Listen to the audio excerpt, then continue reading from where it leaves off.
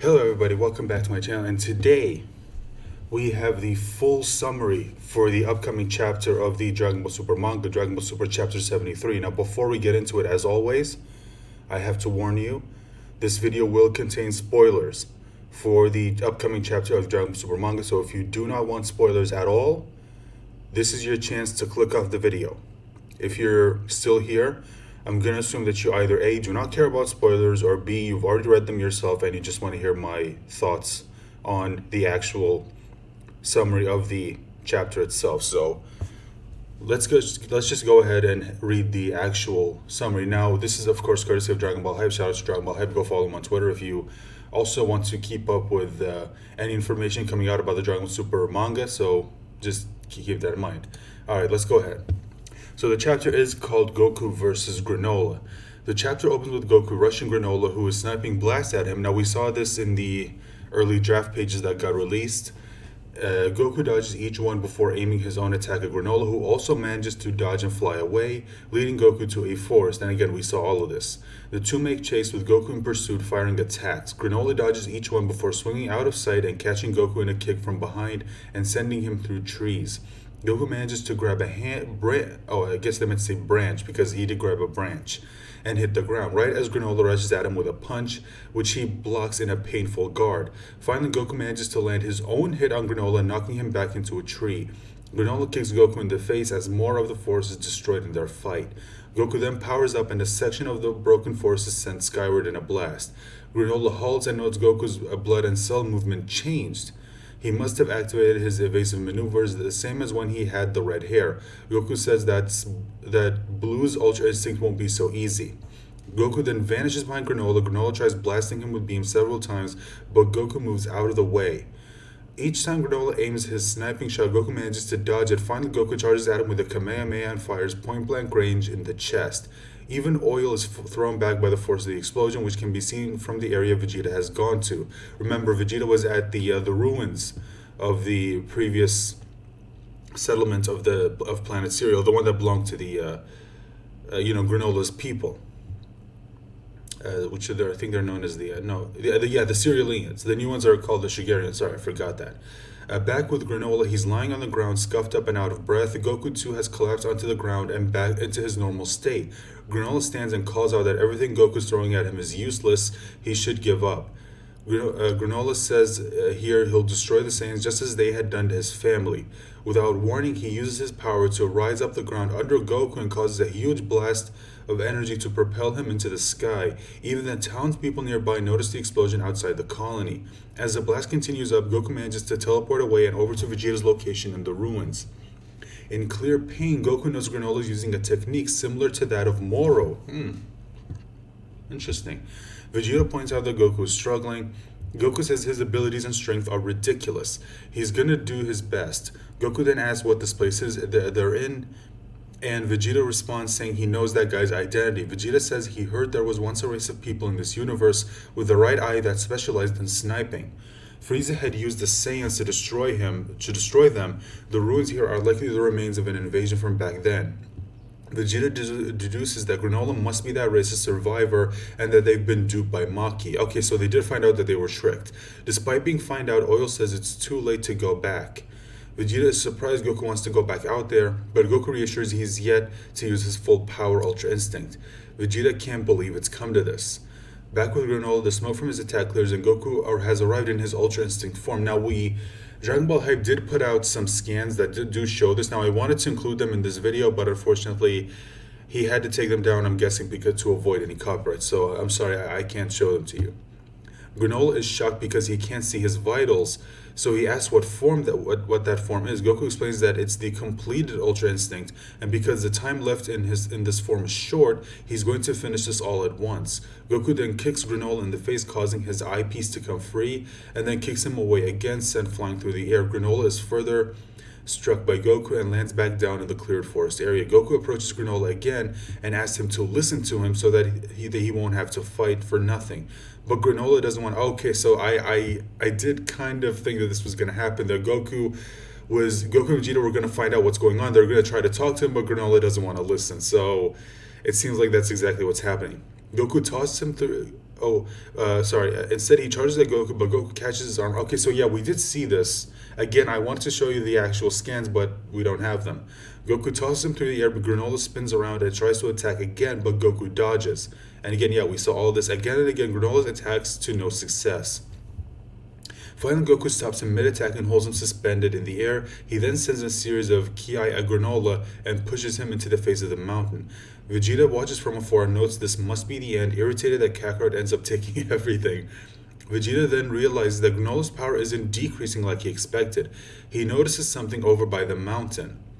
Goku approaches Granolah once again, who says the Saiyans being this strong is beyond his expectations. Goku too is surprised with Granolah's strength and wants to tell him how he trained. Granolah says it's he who seems to have underestimated the Saiyans, and Goku says that even though this is the end, why not train and fight again? Jesus Christ, oh God, Goku. Oh boy, oh boy, oh boy. Here's the thing, Goku. I get what a lot of people say that this is Goku's name, but again, you would think he would have learned by now. You would think he would have learned. He's shown you he's clearly not interested. This is a guy who is obsessed with revenge. And yes, even though he knows that he's being tricked, he's still gonna want to kill you, dude. I'm sorry, it's just... God damn it.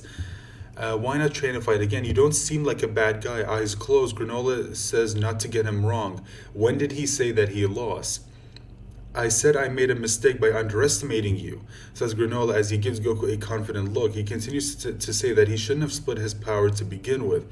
Goku looks confused as he has no idea what Granolah is talking about.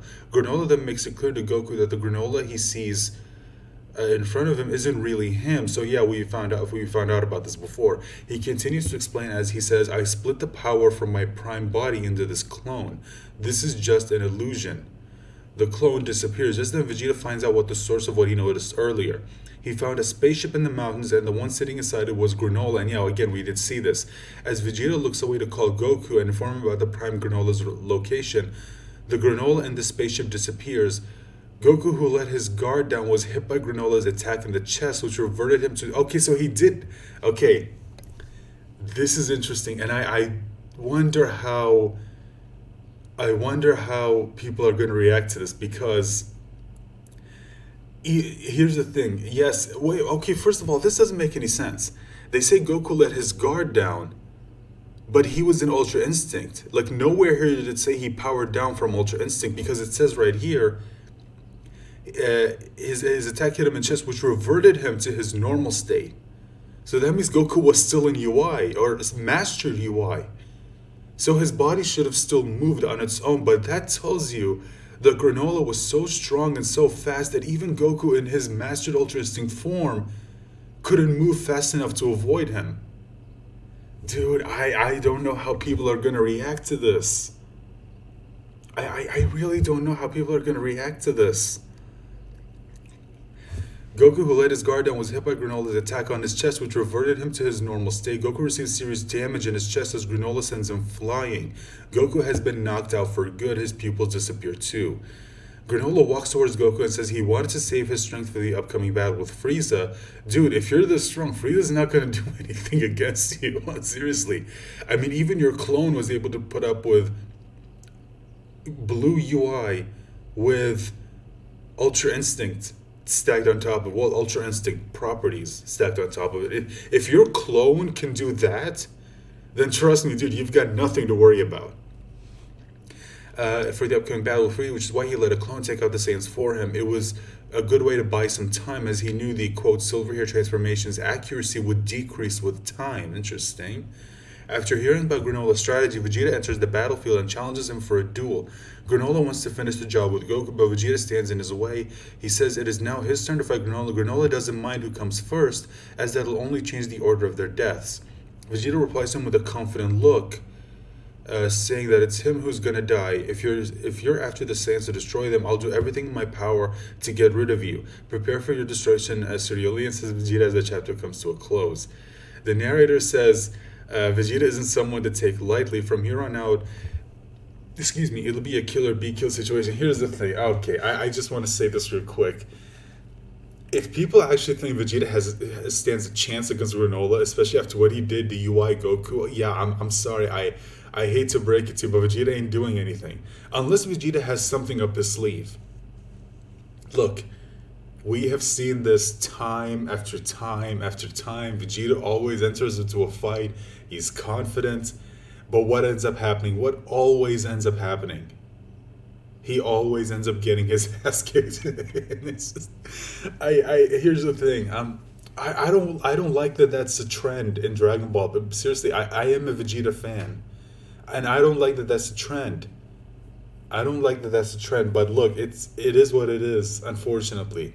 But the thing is, it wouldn't make sense for Vegeta to win. If Goku with silver hair UI couldn't do it, I'm sorry, but Vegeta just can't. Vegeta can't, even if he has Hakai right now. And what I find interesting is in this chapter, Goku himself even says he's using an attack similar to what Moro used. And earlier they said, I think in the previous chapter, they said that he used an attack similar to what the Hakai is. So this to me is very, very interesting. So Granolah is using an attack similar to the Hakai, and he's using an attack that is similar to what Moro used when they fought him. So this is what I'm confused. Like, what the hell did the dragon do to Granolah to make him this strong, to where he's using techniques that are similar to abilities that Goku and Vegeta have faced in the past? So again, this is very, very interesting. But yeah, so there it is. Goku lost. Goku officially lost this fight. Granolah was just a better fighter in this fight, and that whole situation where Goku's talking to him and says that, he knows he's not a bad guy, and you know what, I agree with Goku. Granolah is not a bad person. It's just he's someone who is like, he's being driven by his anger for what the Saiyans did to him. And then, even though if you think about it, it wasn't really the Saiyans' fault, it was Frieza who ordered them to do this. And they're trying to tell him, like, yeah, listen, dude, you and I have been tricked. We've been tricked, like, dude. And again, the thing is that you would think that at the very least they would have made sure he was out for good before they fought him. And what I found interesting is that it says here that Vegeta notices that Granola's power isn't decreasing, which is normal usually when a fight goes on for a bit. Your power decreases from what it originally was back when it started. But yeah, Vegeta notices that Granola's power isn't decreasing, but what I'm surprised is that Goku himself didn't even notice this while he was fighting him. Because Goku in the past has proven himself to be a smart fighter. Yeah, he's a little naive outside of it, but when it comes to fights, like, he's shown himself to be incredibly sharp. And the fact that he didn't notice that Granola's power wasn't decreasing, or the fact that from the beginning they didn't kind of notice that, there were two energy signatures that were kind of similar, I don't know how I feel about that. That to me seems a little weird. But yeah, I mean, again, it's very, very interesting. So this chapter shows you, like, just how powerful Granolah was made by that dragon, to the point where even a clone of him was enough to push Super Saiyan Blue Goku. Now keep in mind, this is post Moro arc Goku, so this is Goku basically the strongest he's ever been, stronger than any other form we've seen throughout the series, with Super Saiyan Blue stacked on top of it, and with UI properties on it. He still manages to push. Granolah was still able to push that version of Goku. It took silver-haired UI to beat a clone of Granolah. Dude, that is insane. It's absolutely insane. Anyway, I'm going to end this video right here, guys. Let me know your thoughts, as always, in the comment section down below. And as always, I want to give a thank you to Dragon Ball Hype for sharing this with us. And seriously, go give him a follow on Twitter. And let me know in the comments what you guys think of this. And remember to like the video, share the video, and subscribe if you haven't. And if you are subscribed, just check to make sure you're still subscribed, because YouTube does unsubscribe people without their notice. And please click on the bell icon to let you know whenever I post a new video and whenever I go live. Thank you so much again. Remember to stay safe, take care of yourselves, and please join me for the next video, hopefully when the actual chapter comes out and I have the full thing, and I'll give you guys my review. So that's all. Bye for now.